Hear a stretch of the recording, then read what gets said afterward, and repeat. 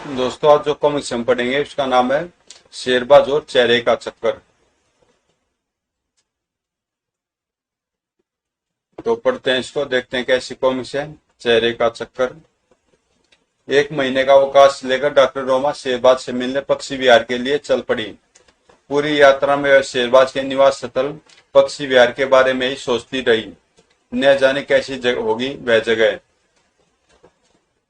दिल्ली पहुंचकर मैंने शेरबाज को सूचित भी नहीं किया कि मैं आ रही हूँ। मुझे देखकर हैरान रह जाएगा वह।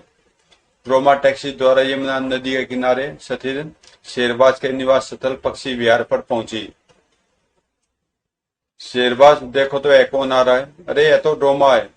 शेरबाज तुरंत रोमा के पास जा पहुंचा। हेलो रोमा, मुझे सूचित कर दिया होता। यहाँ पहुंचने में कोई परेशानी तो नहीं हुई? बिल्कुल नहीं। मेरे फार्म मैनेजर दिलावर से मिलो। बहुत खुशी हुई आपसे मिलकर मिस्टर दिलावर। और मुझे भी। रोमा, कुछ खा पी कर थोड़ा आराम कर लो, फिर बाहर घूमने चलेंगे। ठीक है।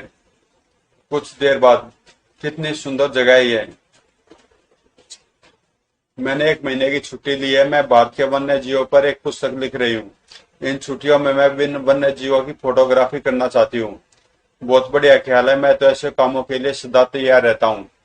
हम अपना अभियान पक्षियों की फोटोग्राफी से शुरू करेंगे। ठीक है, तो पहले अपने पक्षी विहार से शुरू करते हैं। यहाँ भी लगभग 120 की किस्म के पक्षी आते हैं। 2 दिन रोमा पक्षी विहार पर विभिन्न किस्मों के पक्षियों की फोटोग्राफी करती रही। उसके बाद शेरबाज और रोमा राजस्थान में भरतपुर वन्य पक्षी विहार पर गए। उसके बाद वे कार्बेट राष्ट्रीय उद्यान में पहुंचे। फिर वे बांदीपुर, मैसूर और गुजरात के गिर वन में भी गए। इस तरह विभिन्न प्रकार के वन्य जीवों की फोटोग्राफी करते करते वे असम पहुंचे। वहां मानस और कांजीरंगा राष्ट्रीय उद्यान में उन्होंने वन्य जीवों के बहुत से चित्र लिए। मुझे सपन में भी आशा नहीं थी कि थोड़े दिनों में मुझे इतने दुर्लभ चित्र लेने का मौका मिल सकेगा। काफी मनोरंजक रहा हमारा अभियान। अब वापस दिल्ली चलते हैं। वापस लौटते हुए जैसे वे कस्बे के पास पहुंचे तो बड़े जोरों की वर्षा आ गई। अरे बहुत तेज बारिश है। उस सामने वाली हवेली में चलते हैं, यही ठीक होगा। जैसे वे हवेली के अंदर पहुंचे, घर का नौकर रोमा को देखते ही खुशी से चीख पड़ा। अरे शोभा बिटिया, आ गई तुम। फिर वह नौकर पलटकर भीतर एक दूसरे कमरे की तरफ दौड़ चापड़ा। शोभा बिटिया आ गई दीवान साहब, शोभा बिटिया आ गई। यह क्या मामला है? मैं स्वयं हैरान हूँ। कुछ क्षण बाद एक वृद्ध व्यक्ति जिसे एक डॉक्टर संभाले हुए था लड़खड़ाता सा बाहर आया और रोमा को देखते खुशी से खिल उठा। शोभा बिटिया, तू आ गई। मैं जानता था तू जरूर आएगी। डॉक्टर, मेरी बेटी लौट आई। मैं जल्दी ठीक हो जाऊंगा। अब मुझे तुम्हारी दवाई की कोई जरूरत नहीं। इससे पहले कि रोमा और शेरबाज कुछ कह पाते, वह वृद्ध व्यक्ति अचानक बेहोश हो गया। अरे! फिर डॉक्टर ने शेरबाज की सहायता से उसे अंदर ले जाकर पलंग पर लिटा दिया। इन्हें क्या हुआ डॉक्टर? शोभा, शायद तुम्हारे लौट आने की खुशी ही ये सहन नहीं कर पाए, लेकिन चिंता की कोई बात नहीं। डॉक्टर के इन शब्दों ने शेरबाज और रोमा की हैरानी को और अधिक बढ़ा दिया, इससे पहले कि वे कुछ कह पाते। अरे हाँ शोभा, अब मुझे यह बताओ कि इतने दिन से तुम बिना किसी को बताए कहाँ चली गई थी? डॉक्टर, आप सबको कोई धोखा हो रहा है। धोखा? हाँ डॉक्टर, आप सब लोग मुझे शोभा शोभा कह रहे हैं, जबकि मेरा नाम रोमा है और मैं भी आपकी तरह एक डॉक्टर हूँ। जो आप लोगों को जरूर कोई गलतफहमी हो रही है। क्यों मजाक कर रही हो शोभा? मैं तुम्हें पिछले 10 सालों से जानता हूँ। मेरी नजरें इतना बड़ा धोखा नहीं खा सकती। क्षमा करना डॉक्टर, यह शोभा नहीं, रोमा है। डॉक्टर रोमा। शेरबाज और रोमा के बार बार कहने पर भी जब डॉक्टर को यकीन न हुआ। ठीक, अगर तुम शोभा नहीं हो तो तुम्हारे बाएं पांव पर चोट का एक गहरा निशान नहीं होना चाहिए। रोमा, इन्हें अपना बायां पांव दिखाओ, शायद तभी इन्हें विश्वास होगा। फिर रोमा ने अपने बाएं पैर से बूट उतारकर अपना पांव डॉक्टर को दिखाया। लो डॉक्टर, यह देखो। अरे आप तो सचमुच शोभा नहीं है। उसके उसके पांव पर तो चोट का एक गहरा निशान था। ये भगवान, यह सब क्या है? फिर रोमा के चेहरे को हैरानी से दिखता हुआ कहता चला गया। बिल्कुल वही चेहरा, वही आंखें, वही पहरावा, कुछ भी तो भिन्न नहीं है। मेरे जीवन का सबसे विचित्र अनुभव है ये। क्या शोभा की शक्ल मुझसे सचमुच इतनी मिलती है? हाँ डॉक्टर रोमा, वरना किसी बेटी का बाप, घर का नौकर व फैमिली डॉक्टर कभी इतना बड़ा धोखा ऐसे नहीं खा सकते। विचित्र संयोग है। फिर उस डॉक्टर ने अपना परिचय देते हुए बताया, मुझे डॉक्टर गांगुली कहते हैं और यह बेहोश व्यक्ति दीवान लखपत राय है। इनकी इनकी इकलौती बेटी शोभा 15 दिन से लापता है। इसी वजह से इन्हें गहरा सदमा पहुंचा है और ये उसी दिन से अस्वस्थ है। क्या मैं आपकी कोई मदद कर सकती हूँ? देखिए डॉक्टर रोमा, आप स्वयं एक डॉक्टर हैं और एक डॉक्टर होने के नाते मैं आपसे निवेदन चाहत करता हूँ कि दीवान साहब को आपकी शोभा समझने से जो खुशी मिली है उसे एकदम नहीं लेना चाहिए।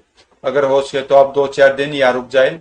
कुछ दिन बाद उनकी हालत को और सुधरने पर हम उन्हें इस गलतफहमी के बारे में बता देंगे। रोमा, जो समय एक सहृदय डॉक्टर थी, तुरंत इस बात के लिए सहमत होगी। ठीक है डॉक्टर गांगुली, मैं आपको पूरा सहयोग दूंगी।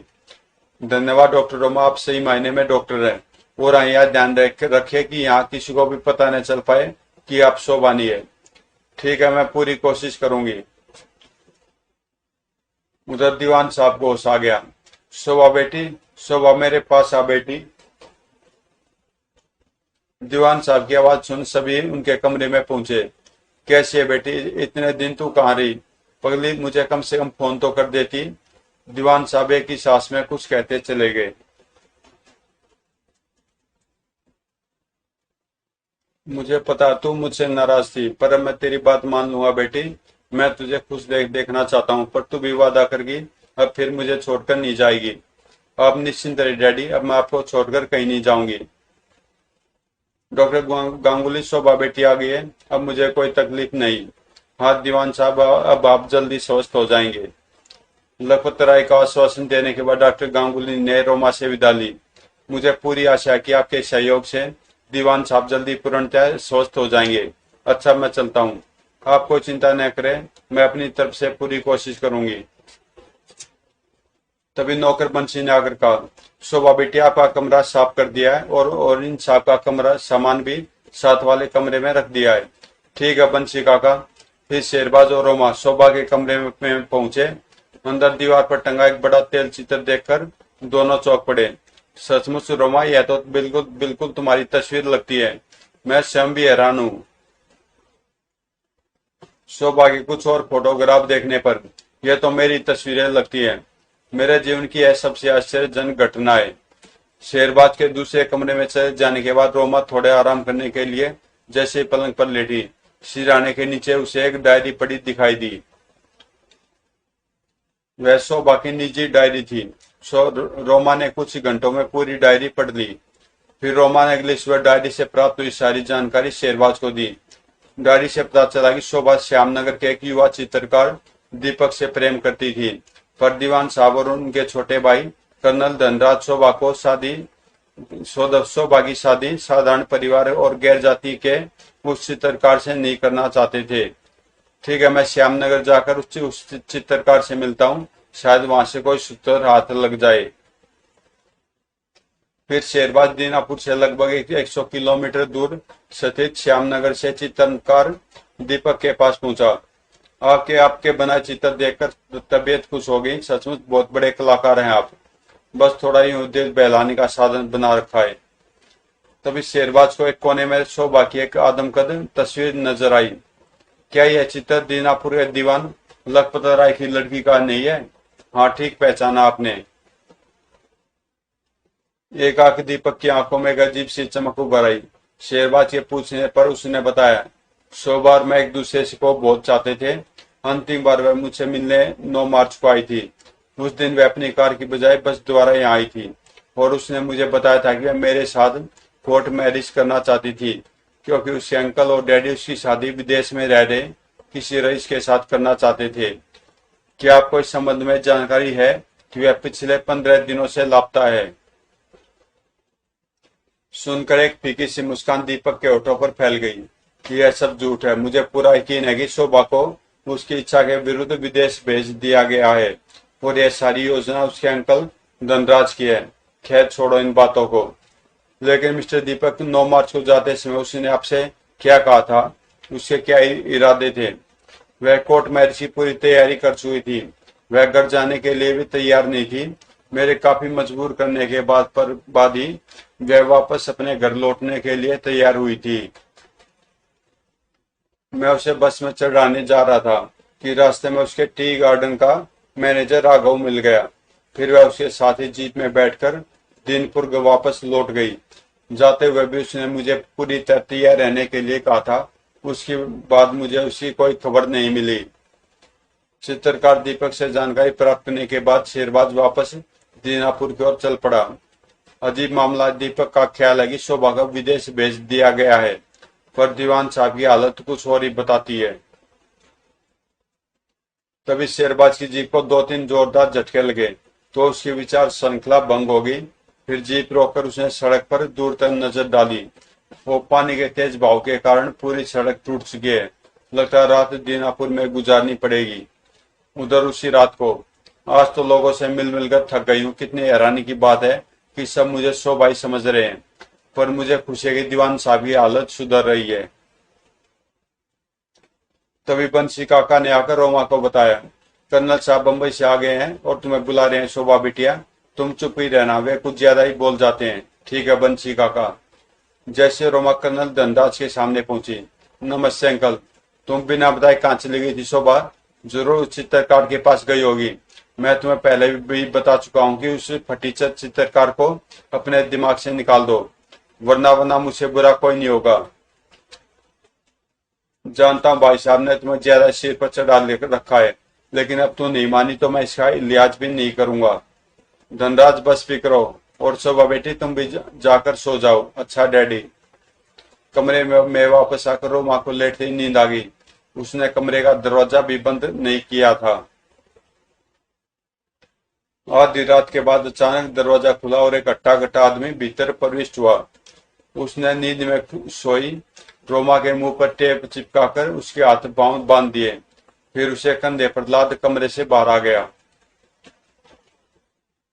तभी एक दूसरा आदमी दीवान साहब के कमरे से बाहर निकला। वो फिर दोनों रोमा को लिए हवेली से बाहर हो गए। तभी बंसी दौड़ता हुआ उनके पीछे लपका, परंतु रास्ते में बेहोश पड़े चौकीदार से टकराकर गिर पड़ा। चोर चोर पकड़ो। रोमा को जीप में डालकर वे दोनों अपराधी एक वीरान जगह पर पहुंचे। फिर उन्होंने उसे कंधों पर लादा और ले जाकर एक कमरे में पटक दिया और उसके मुंह पर चिपका टेप हटाकर उसके हाथ खोल दिए। कौन हो तुम? मुझे यहाँ क्यों लाए हो? तभी उन दोनों आदमियों ने अपने चेहरों से नकाब उतार फेंके। क्यों शोभा जी, अपने मैनेजर राघव को नहीं पहचाना? मैं कोई शोभा वोबा नहीं हूँ और न ही मैं तुम लोगों को जानती हूँ। राघव को इतना बेवकूफ मत समझो शोभा। तड़ाक।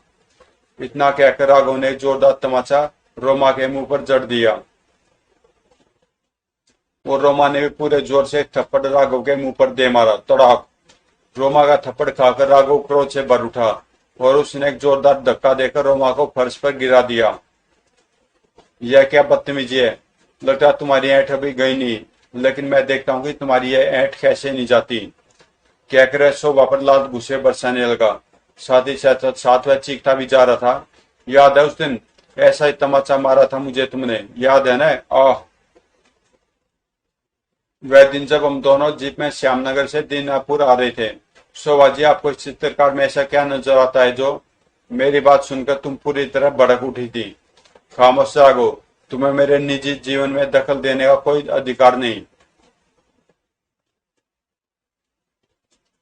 फिर क्रोध में मैंने भी तुम्हें मारने की कोशिश की, पर तुमने मेरा हाथ पकड़ लिया। ऐसे एक झटके से मैंने अपना हाथ छुड़ाना चाहा तो जीप बेकाबू होकर सड़क से उतर गई और एक पेड़ से टकरा गई। मैंने उठकर देखा तो तुम बेसुध पड़ी थी और तुम्हारे मुंह से खून बह रहा था। तुम्हारे दिल की धड़कन भी मुझे बंद सी लगी और तुम्हें मरा हुआ समझकर मैंने तुम्हें नीचे बहती नदी में फेंक दिया। पर आश्चर्य, तुम फिर भी बच गई। लेकिन मिस्टर राघव, आप गलतफहमी में हैं। मैं शोभा नहीं हूँ, मेरा नाम रोमा है और मैं एक डॉक्टर हूँ। नहीं, तुम शोभा ही हो। दूसरा आदमी चुपचाप खड़ा दोनों की तरफ देख रहा था। फिर काफी देर तक माथा पच्ची करने के बाद ही रोमा राघव को विश्वास दिला सकी कि वह शोभा नहीं है। वो तो फिर दीवान साहब को मैंने यूं ही खत्म कर दिया। मैंने सोचा था कि तुम असली शोभा ही हो, पर तुमने सब कुछ उन्हें बता दिया होगा। तो दीवान साहब इस दुनिया में नहीं रहे। मैं भी किन मुसीबतों में यहाँ फंसी हूँ, और उधर शेरबाज भी परेशान हो रहा होगा। लेकिन मिस्टर राघव, अब तो मुझे छोड़ दो। हाँ हाँ, तुमने कैसी बचकानी बात की है। राघव इतना मूर्ख नहीं कि अपना राज जानने वाले को ऐसे ही छोड़ दे। वो राघव का चेहरा पहले तो एकदम कठोर हो गया, फिर एकाएक उसकी आंखों में एक अजीब सी चमक उभर आई। अगले पल उसने रोमा को जमीन से उठाते हुए कहा, तो मिस रोमा, अब तुम्हारे सामने दो रास्ते हैं। पहला और उत्तम रास्ता यह है कि तुम शोभा बनकर ही रहो। दीवान साहब लाखों की जायदाद तुम्हारी होगी और उसमें से आधा हिस्सा मेरा होगा। और दूसरा रास्ता, वह भी अभी बताता हूँ। इतना कहकर राघव ने दूसरे आदमी को एक इशारा किया। राघव का इशारा पाते उस हट्टे कट्टे आदमी ने रोमा को एक गुड़िया की तरह उठा लिया और उस कमरे से निकलकर एक तरफ चल दिया। पीछे पीछे राघव था। मुझे छोड़ दो, मैं अपने आप चलूंगी। यहाँ शोर मचाने का कोई लाभ नहीं, आसपास मीलों तक घना जंगल है। फिर कुछ ही दूरी पर सतीश रोमा को एक और बड़े कमरे में ले जाया गया। वहां जो कुछ रोमा ने देखा उसके उसके रोंगटे खड़े हो गए।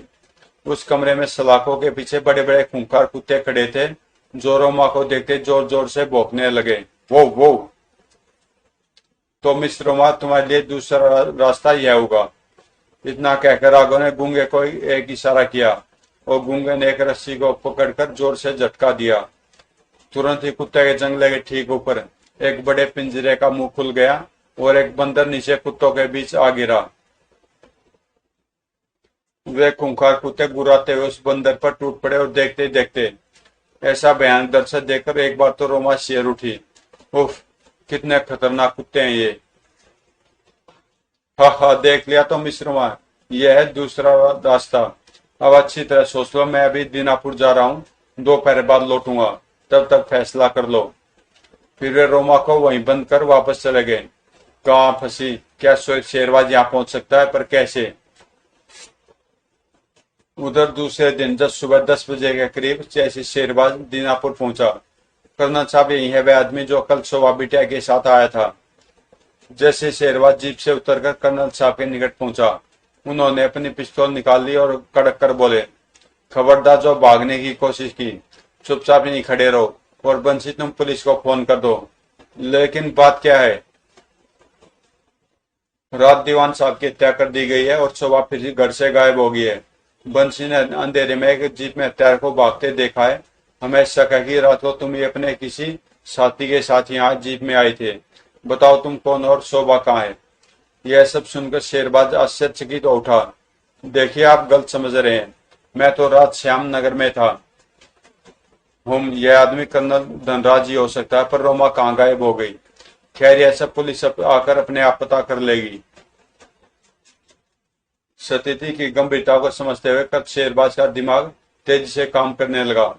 पुलिस के आने पर परेशानी बढ़ सकती है, मुझे स्वयं ही जल्दी से जल्दी रोमा का पता लगाना चाहिए। यह निर्णय कर शेरबाज बिजली की गति से कर्नल धनराज पर झपट पड़ा और उसकी पिस्तौल छीनकर एक ही छलांग में जीप में जा बैठा। इसे भद्रता के लिए क्षमा चाहता हूँ, आपकी पिस्तौल आगे जाकर सड़क पर डाल दूंगा, उठा लेना, बाकी बातें समय आने पर करूंगा। इससे पहले ही कर्नल धनराज और नौकर बंसी संभल पाते, शेरबाज की जीप हवा से बातें करने लगी। कर्नल साहब, वह तो निकल भागा। शोभा दीपक से मिलने के बाद दीनापुर के लिए जीप में रवाना हुई थी। रात को भी एक जीप हवेली के बाद देखी गई है। मुझे राघव से मिलना चाहिए। दीनापुर के बाहर एक पेट्रोल पंप पर पहुंचकर शेरबाज ने जीप रोक दी। दीवान लखपत राय के चाय के बाग की तरह इस सड़क से सीधे गोमिंडला गांव चले जाइए, लगभग 30 किलोमीटर होगा यहाँ से। इस शेरबाज की जीप गोमिंडला गांव जाने वाली सड़क पर फराटे भरने लगी। थोड़ी देर में पुलिस मेरे पीछे लग जाएगी, मुझे जल्दी रोमा का पता लगाना होगा। मैं भी न जाने के चक्कर में फंस गया। थोड़ी देर बाद शेरबाज दीवान टी गार्डन में था। मैं मैनेजर राघव से मिलना चाहता हूँ। मैनेजर साहब यहाँ से थोड़ी दूर अपने बंगले में रहते हैं। यह कच्ची सड़क वहीं जाती है। फिर शेरबाज राघव के बंगले पर पहुंचा। वहां की सशस्त्र पहरेदार तैनात था। क्या मैनेजर साहब बंगले पर ही हैं? जी नहीं, वे दीनापुर गए हुए हैं। आपको मालूम है वे कब तक लौट आएंगे? आज तो उनका लौटना मुश्किल है। सुबह कर्नल साहब का फोन आया था। बेहतर आप उनसे दीनापुर जाकर मिल लें। राघव के बंगले से थोड़ी दूर वापस आकर शेरबाज ने जीप रोक दी। राघव के बंगले पर एक सशस्त्र पहरेदार क्यों तैनात है? कुछ गड़बड़ गड़बड़ मालूम होती है। मुझे बंगले को भीतर से चेक करना चाहिए।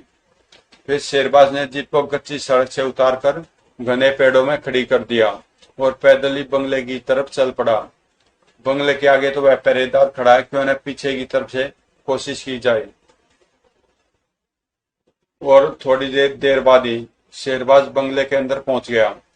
एक एक करके सभी कमरे देख लेने के बाद अंदर तो कोई नहीं, कहीं मेरा शक गलत तो न हो। तभी शेरबाज को किसी के पैरों की आहट सुनाई पड़ी और वह झटे दरवाजे के पीछे छिप गया। कोई इधर ही आ रहा है। और अगले क्षण में एक अट्टाकट्टा आदमी भीतर आया और कमरे में रखी एक फूलों की टोकरी उठाकर बाहर चला गया। यह अट्टाकट्टा आदमी फूलों की टोकरी लेकर किधर जा रहा है, पता लगाना चाहिए। दबे पांव शेरबाज उसके पीछे चल पड़ा। वह आदमी घनी झाड़ियों में से होता हुआ एक तरफ बढ़ा जा रहा था। इन घनी झाड़ियों की तरफ यह कहां जा रहा है? फिर थोड़ा और आगे बढ़ने पर शेरबाज को एक बड़ी सी कॉटेज दिखाई पड़ी। तो ये माशे इस कॉटेज की तरफ जा रहे हैं। बहुत छिपाकर अलग सी बना रखी है यह कॉटेज। उस कॉटेज के द्वार पर पहुंचकर जैसे वे अट्टाकट्टा आदमी झुककर ताला खोलने लगा, शेरबाज ने उस पर छलांग लगा दी। परंतु शेरबाज का वह भरपूर वार उस दत्ता को चित न कर सका। गौ गौ और अपने मुंह से विचित्र सी आवाजें निकालता हुआ वह शेरबाज से उलझ गया। गजब की ताकत है इस गूंगे में। दोनों में जोरदार संघर्ष चलता रहा। तभी लड़ते हुए शेरबाज की पिस्तौल बेल्ट से निकलकर गिर गई। इस बीच बंगले पर तैनात सशस्त्र पहरेदार गूंगे की आवाज सुनकर वहां आ गया और उसने पीछे से शेरबाज के सिर पर बंदूक के कुंडे से एक भरपूर प्रहार किया। चोट खाकर शेरबाज गिर गया और मौके की गंभीरता को समझते हुए उसने बेहोश होने का बहाना किया। फिर गूंगा शेरबाज को उठाकर उस बड़े कमरे में ले गया जहां रोमा कैद थी। फिर उसने उसे बोरी की तरह फर्श पर पटक दिया। जैसे रोमा ने शेरबाज को इस अवस्था में देखा वह चौंक पड़ी। अरे शेरबाज, और इस हालत में? जब शेरबाज ने भी रोमा को वहां देखा तो वह अपनी पीड़ा भूल गया। उसने वैसे लेटे हुए रोमा को आंख से इस खामोश से रहने का इशारा किया। तो रोमा यही है, मैं ठीक जगह पर पहुंचा। रोमा को इशारा कर दूं ताकि वह चुप रहे। पहरेदार के चले जाने के बाद जैसे गूंगा शेरबाज को बांधने के लिए झुका, मौके की इंतजार कर रहे शेरबाज के पांव का एक भरपूर वार गूंगे के मुंह पर पड़ा। गूंगा फर्श पर चारों खाने चित जा गिरा और रोमा दौड़कर शेरबाज से लिपट गई। शेरबाज, तुम आ गए। मुझे तो अपने बचने की कोई आशा नहीं रही थी, लेकिन इससे पहले ही कोई यहाँ पहुंचे, हमें जल्द से जल्द यहाँ से निकल भागना चाहिए। और अगले क्षण रोमा और शेरबाज उस कोटेज से बाहर थे। परंतु अचानक वापस लौटते हुए पहरेदार की नजर उन पर पड़ गई। रुक जाओ वरना गोली मार दूंगा। किंतु शेरबाज और रोमा तेजी से घनी झाड़ियों की ओर दौड़ पड़े। उधर गूंगे को होश आया तो उसने कुत्तों का पिंजरा खोल दिया। पिंजरा खुलते कुत्ते तेजी से बाहर की ओर लपके। गूंगे ने चिल्लाकर कुत्तों को आदेश दिया और उधर को भागने लगा जिधर पहरेदार दौड़ा जा रहा था। यू आओ। फिर खूंखार कुत्ते भी शेरबाज और रोमा के पीछे दौड़ने लगे। उधर बंगले के चारों तरफ लगी कटीली तारों को रोमा और शेरबाज ने जैसे तैसे पार किया और पुनः दौड़ने लगे। जीप तो दूसरी दिशा में रह गई। खैर, पहले उन कुत्तों से तो बचे। बड़े खतरनाक है वे कुत्ते। कोई बात नहीं, थोड़ी हिम्मत रखो। लेकिन वे तो पास आते जा रहे हैं। दौड़ते दौड़ते अचानक एक पत्थर से ठोकर खाकर रोमा गिर पड़ी और तभी दो कुत्ते गुर्राते हुए उसकी ओर झपट पड़े। शेरबाज ने एक बड़ी सी लकड़ी उठाई और एक ही छलांग में रोमा और उन कुत्तों के बीच आकर गया। फिर लकड़ी से दनादन प्रहार करते हुए शेरबाज ने उन दोनों कुत्तों को मौत की नींद सुला दिया। तभी दूसरे कुत्तों की आवाज भी सुनाई पड़ने लगी। रोमा और शेरबाज पुनः और अधिक तेजी से भागने लगे। उधर गूंगा और पहरेदार निरंतर उनका पीछा कर रहे थे। रोमा और शेरबाज जंगल में बेतहाशा भागते रहे। कुछ दूर जाने पर उन्हें एक नदी दिखाई दी। दोनों नदी में कूद गए, परंतु उनका पीछा कर रहे बाकी के 4 कुत्ते भी पानी में कूद गए। रोमा को आगे निकाल शेरबाज ने कुत्तों से लड़ना शुरू कर दिया। इन दोनों की गर्दनें मेरी पकड़ में आ जाए तो मैं इन्हें 2 पल में ही खत्म कर दूंगा। और काफी घायल होने के बावजूद भी शेरबाज उन दोनों कुत्तों को डुबोकर मारने में सफल हो गया, परंतु बाकी के 2 कुत्ते रोमा के पीछे पड़े हुए थे। अचानक उनमें से एक तैरता हुआ रोमा के पास पहुंच गया और उसने रोमा की बाह में अपने दांत गड़ा दिए। लेकिन जैसे तैसे रोमा ने उसे छुटकारा पाया और किनारे पर पहुंच गई। हे भगवान, मेरी तो सांस फूल चुके, किसी तरह सामने वाले पेड़ तक पहुंचूं। उधर शेरबाज भी तेजी से तैरता हुआ किनारे की तरफ बढ़ रहा था। बाकी के 2 कुत्ते रोमा के पीछे हैं, मुझे जल्दी उन तक पहुंचना चाहिए। अपनी बची हुई सारी शक्ति से दौड़ती हुई रोमा एक बड़े पेड़ तक पहुंच गई और छलांग लगाकर उस पर चढ़ गई। तभी एक अनोखी घटना घट गई।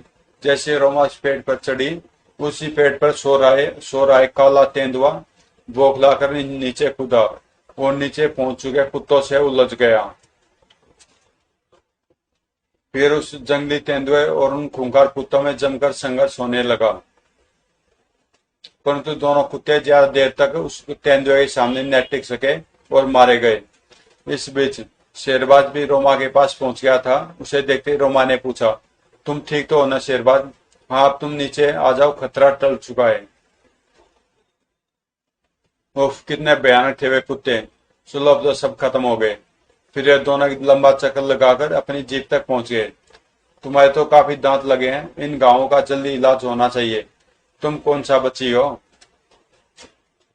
लेकिन इससे पहले कि शेरबाज और रोमा जीप में बैठते, कड़कती आवाज ने उन्हें चौंका दिया। खबरदार, अगर भागने की कोशिश की तो गोली से उड़ा देंगे। जैसे शेरबाज और रोमा ने अपने चारों तरफ निगाह दौड़ाई, अपने आप को पुलिस से घिरा पाया। चिंता मत करो इंस्पेक्टर, अब मैं कहीं नहीं भागूंगा। और फिर शेरबाज ने इंस्पेक्टर को सब कुछ विस्तार पूर्वक बताते हुए कहा, जल्दी से कुछ सिपाही भेजकर उस गूंगे और पहरेदार को गिरफ्तार करा लीजिए। ठीक है मिस्टर शेरबाज, लेकिन हमें तुरंत ही दीनापुर पहुंचकर राघव को भी गिरफ्तार कर लेना चाहिए। दीनापुर लौटते समय शेरबाज ने राघव को पकड़ने के लिए इंस्पेक्टर को एक योजना बताई। इसमें राघव चक्कर में आ जाएगा और अपने मुंह से सब कुछ उगल देगा। हाँ, योजना तो बढ़िया है। शेरबाज और रोमा इंस्पेक्टर के साथ सीधे डॉक्टर गांगुली के पास पहुंचे, जहां उन्होंने अपने गांव पर मरहम पट्टी करवाई। फिर अपनी योजना अनुसार शेरबाज इंस्पेक्टर के साथ दीवान साहब की हवेली की ओर चल पड़ा। रोमा डॉक्टर गांगुली के साथ हमारे पीछे पीछे आ जाएगी और नाटक शुरू हो जाएगा। ठीक है। हवेली के भीतर पहुंचते ही इंस्पेक्टर ने शेरबाज पर रिवॉल्वर तानते हुए कड़कती आवाज में आदेश दिया, चलो नीचे उतरो, कोई भी ऐसी वैसी हरकत की तो खैर नहीं। तभी कर्नल धनराज, बंसी और राघव कोठी से बाहर आ गए। शाबाश इंस्पेक्टर, आखिर पकड़ ही लिया आपने इस बदमाश को। हाँ कर्नल साहब, पर यह तो कुछ और ही बताता है। क्या बकता है? इसका कहना है कि जिस लड़की का उस रात अपहरण हुआ वह शोभा नहीं, इसकी मित्र रोमा है। यह सब बकवास है, यह मैं उल्लू बनाना चाहता है, ऐसा नहीं बताएगा यह। तभी डॉक्टर गांगुली रोमा के साथ वहां आ पहुंचा। रोमा ने बिल्कुल वैसे ही कपड़े पहने हुए थे जैसे कि शोभा पहना करती थी। नमस्ते अंकल। अरे शोभा। रोमा को देखकर राघव को एक झटका सा लगा। अरे शोभा तो सचमुच अभी जिंदा है। अरे मिस्टर राघव, आप ठीक ठाक तो है ना? उस दिन जीप उलटने के बाद मैं तो बेहोश हो गई थी, आपको तो ज्यादा चोट नहीं लगी थी ना? रोमा द्वारा अचानक किए गए सवाल को सुनकर राघव बौखला सा गया। उसके मुंह से बरबस निकल गया। शोभा जी, आप एक ढलान पर लुढ़क गई थी। मैंने आपको नीचे नदी में भी खोजा था और आसपास भी, पर आप मुझे कहीं दिखाई न दी। परंतु आपने घर आकर मेरे बारे में किसी को भी क्यों नहीं बताया? तभी राघव को महसूस हुआ कि वह फंस गया है। घबराकर उसने अपनी पिस्तौल निकाल ली। ठहरो राघव, यह क्या? खबरदार, अगर कोई भी मेरे रास्ते में आया तो भून कर रख दूंगा। लेकिन सतर्क शेरबाज ने एक ही वार ने राघव की यह चाल नाकाम कर दी। तभी इंस्पेक्टर ने आगे बढ़कर राघव को हिरासत में ले लिया। मगर इंस्पेक्टर, यह सब चक्कर है क्या? मेरी समझ में तो कुछ भी नहीं आ रहा। कर्नल साहब, अभी आपको सब कुछ मालूम हो जाएगा। लेकिन मुझे अफसोस के साथ कहना पड़ रहा है कि आपकी भतीजी शोभा अब इस दुनिया में नहीं है। क्या कहते हो इंस्पेक्टर? हाँ कर्नल साहब, यह सत्य है। शोभा की मौत की बात सुनकर कर्नल जैसे कठोर हृदय व्यक्ति की आंखों में भी आंसू आ गए। ओ शोभा बेटी, काश हम तुम्हारी बात मान लेते तो आज हमें यह दिन न देखना पड़ता। फिर अचानक कर्नल ने उछलकर दोनों हाथों से राघव की गर्दन दबोच ली। कुत्ते कमीने, मैं तुझे जिंदा नहीं छोड़ूंगा। आह! इससे पहले कि कर्नल राघव का गला दबा पाते, शेरबाज और इंस्पेक्टर ने झपटकर उन्हें राघव से अलग कर दिया। कर्नल साहब, यह ठीक है कि राघव आपकी भतीजी का हत्यारा है, मगर आप कानून को अपने हाथ में नहीं ले सकते। तभी कर्नल को अपनी गलती का एहसास हुआ। मैं शर्मिंदा हूं इंस्पेक्टर, पर क्या करूं, भावावेश में बह गया था। लेकिन यह सब हुआ कैसे? इसके बारे में अपराधी स्वयं अपने मुंह से बताएगा। और अपराधी राघव, जो सब अब पश्चाताप में डूब चुका था, बोला, हाँ, मैंने शोभा की हत्या की थी। जिस दिन वह चित्रकार दीपक से मिलकर मेरे साथ ही जीप में घर वापस लौट रही थी। इतना कहकर राघव ने शोभा और दीवान साहब की हत्या से संबंधित सब कुछ बता दिया। इस रहस्य उद्घाटन के बाद वो, मैं तो उसे बहुत ही नेक और ईमानदार व्यक्ति समझता था, पर यह तो पूरा आस्तीन का सांप निकला। मैं ऐसा कभी सोच भी नहीं सकता था। एक तरफ रोमा डॉक्टर गांगुली से कह रही थी, मुझे बहुत अफसोस है, दीवान साहब की बचने की बजाय मैं ही उनकी मौत का कारण बनी। इसमें आपका कोई दोष नहीं, आपने तो उन्हें बचाने की कोशिश की थी। और दूसरी तरफ हथकड़ियां पहने हुए राघव अभी भी रोमा के बारे में सोच रहा था, बुरी तरह फंसा इस चेहरे के चक्कर में। तो दोस्तों, ये कॉमिक्स यहीं पे समाप्त होती है। अगर आपको पसंद आए तो प्लीज चैनल को सब्सक्राइब कर देना और मिलते हैं किसी अगली कॉमिक्स में।